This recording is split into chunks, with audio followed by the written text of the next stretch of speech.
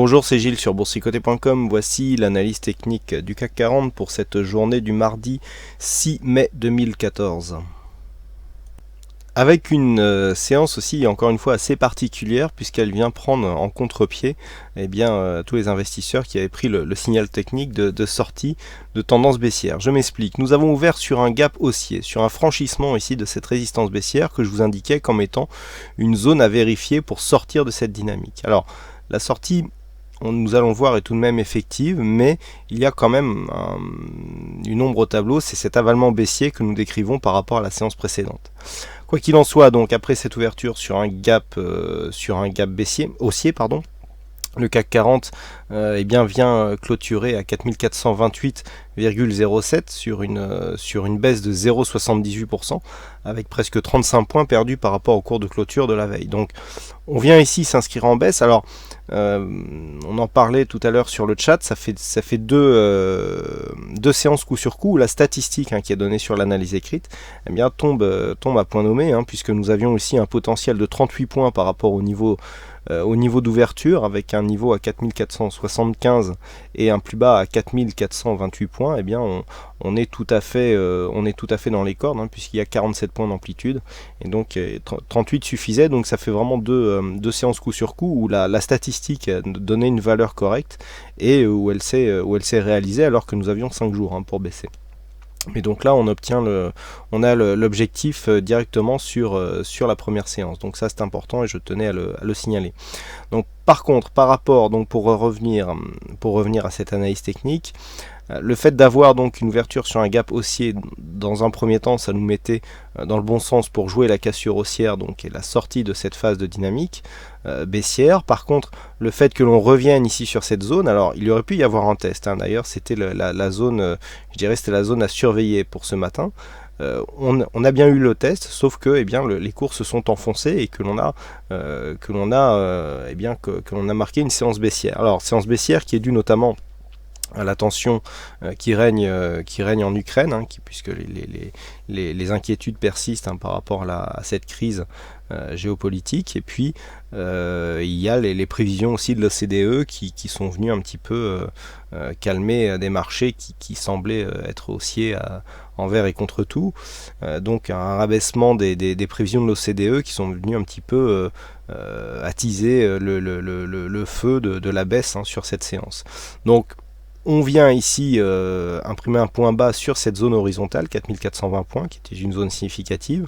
Par contre, malgré donc cette réintégration des cours sous cette zone de résistance, malgré cet avalement baissier, ce que nous pouvons marquer, c'est que les points hauts et plus bas sont haussiers par rapport à la séance précédente. Donc ça, c'est important, puisque du point de vue de la loi de Dow, nous avons bien la rupture de cette dynamique baissière, puisque les points hauts et points bas sont supérieurs à ce qu'ils étaient précédemment. Quoi qu'il en soit, avec cette bougie relativement forte et cet avalement baissier, on a des signaux qui sont antagonistes, encore une fois, sur cette séance. Je l'indiquais en début de séance, donc sur le chat, sur la présentation et donc sur mon sentiment journalier.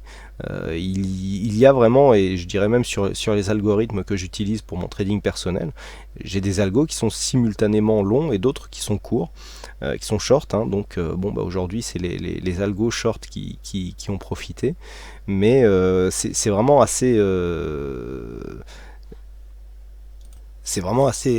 assez partagé sur cette configuration.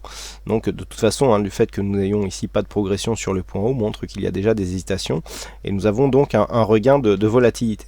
Alors pour ce qui est des indicateurs, nous sommes toujours sur un biais relativement neutre sur le RSI. Le stochastique, attention, est en train de lancer un signal baissier, confirmé par le MACD qui reste quand même neutre. On a une toute petite dynamique baissière ici, et puis du point de vue des volumes, malgré le regain d'amplitude et donc le regain de la volatilité, nous avons des volumes qui continuent à s'inscrire sous la moyenne des 20 dernières séances. Donc là c'est assez intéressant, puisque nous avons quand même deux séances avec une grosse amplitude, une volatilité supérieure à la moyenne et des volumes, eux, qui restent inférieurs. Donc attention ici à ce manque de contrepartie qui peut provoquer des mouvements violents si un retournement de marché devait intervenir. On voit bien ici la volatilité qui est en hausse sur les deux dernières séances. Une hausse de la volatilité, en général, accompagne plutôt une phase de baisse des marchés. Donc, sur cette configuration, deux choses. Déjà, la baisse du jour peut paraître soudaine par rapport à, je dirais, par rapport à la progression du jour, puisqu'on a eu une séance qui a été totalement unidirectionnelle, avec un beau signal de trading en tendance que je vous indiquerai donc à la fin de cette analyse.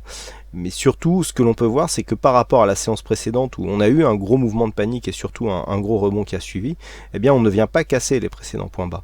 Donc même si les cours semblent ici s'inscrire dans une phase de baisse, le fait que nous ayons ici un gap haussier invalidé avec un avalement baissier mais avec des points hauts et points bas supérieurs aux précédents, eh bien équilibre un petit peu la configuration. Quoi qu'il en soit, on acte quand même une rupture de cette dynamique baissière qui pourrait être confirmée dès demain, hein. Nous allons voir qu'en fonction des points bas que nous avons, eh bien on pourra toutefois confirmer ici la cassure de cette dynamique. Mais comme je vous l'ai promis, je vais vous indiquer maintenant le signal de trading qui a eu lieu aujourd'hui et que j'ai commenté un petit peu toute la journée sur le chat. Alors il est vrai que c'est un signal que j'ai commenté donc tout au long de cette journée et qui m'a valu quelques messages, donc notamment de nouveaux venus qui ne connaissent pas encore trop ce système d'investissement, puisque je n'ai rien inventé. Donc il est vrai que beaucoup me questionnent sur le fait que nous avions effectivement une opinion haussière du fait de l'ouverture ici sur gap haussier. On le voit bien ici à l'ouverture, même avec l'ouverture des futurs. Bon là ici on ouvre 4 bougies plus tard sur le CAC cash. On est ici en cotation cash mais en horaire étendu. Donc le principe est simple. Alors c'est vrai que certains m'ont dit, là on avait une phase de hausse.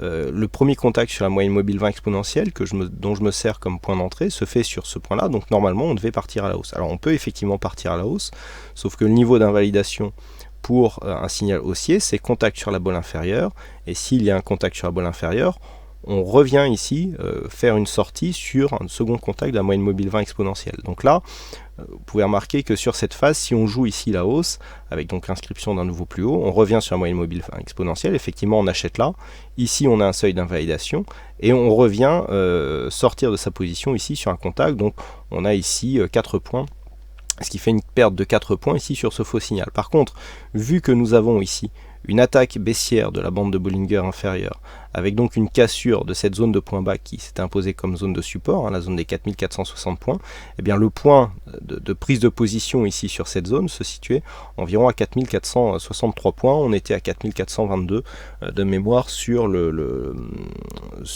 contrat futur.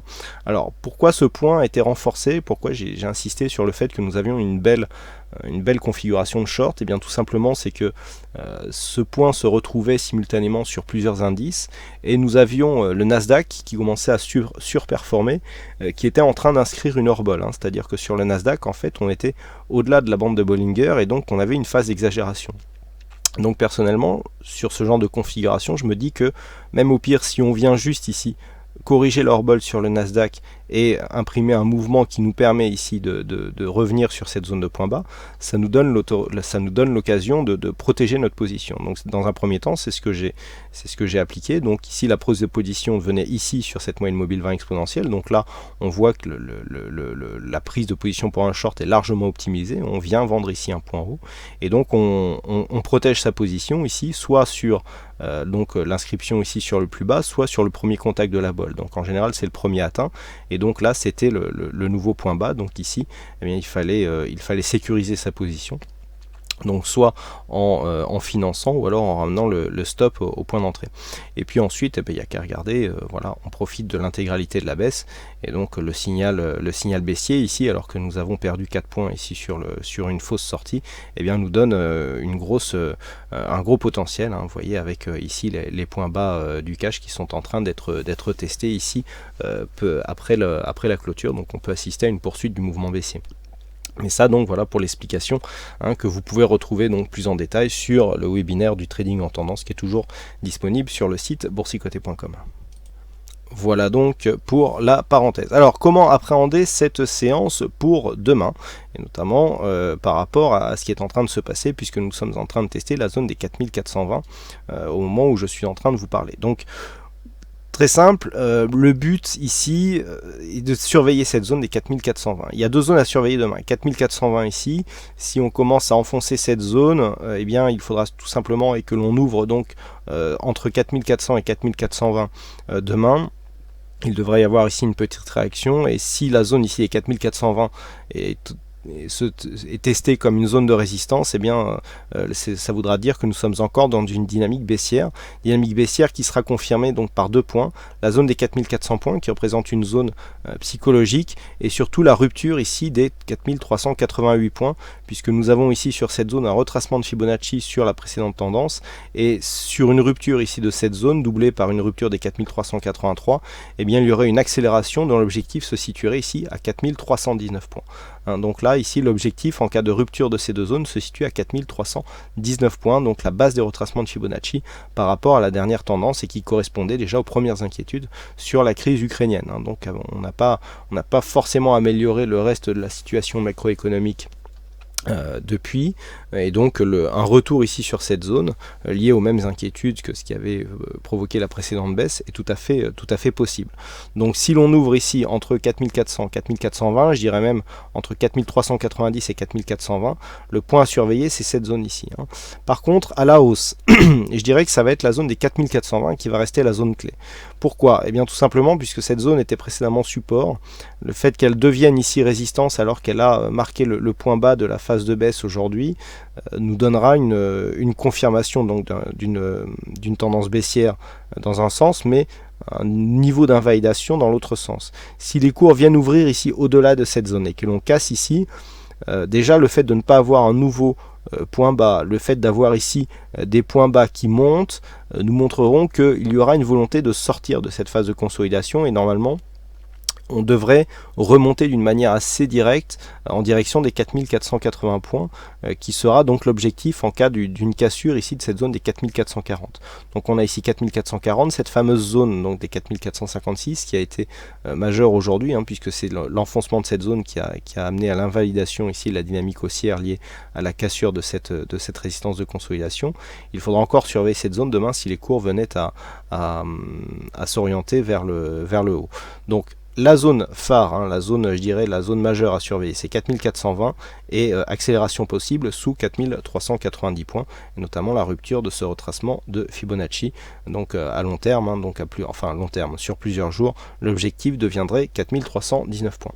Voilà donc ce que l'on peut dire sur cette analyse technique du CAC 40. Alors aujourd'hui, il y avait encore un fixing, c'est Bono qui gagne sur cette session, bravo à toi Bono. Et puis quant à moi, il ne me reste plus qu'à vous souhaiter à toutes et à tous une bonne soirée, bonne chance dans vos prochains trades, et on se retrouve donc dès demain pour d'autres analyses techniques en vidéo.